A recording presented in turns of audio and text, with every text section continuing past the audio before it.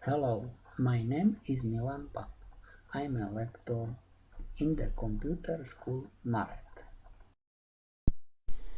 Let's start lesson 000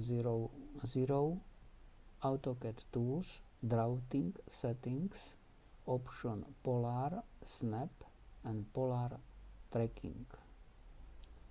Switch to AutoCAD.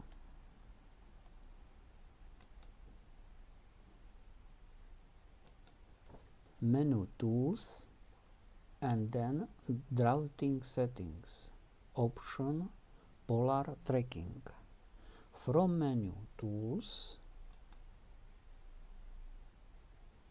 you can select command drafting settings and then select card polar tracking. You have to tick polar tracking on or press function key F10 or left click on the button polar tracking. We must set increment angle, for example 10 degrees,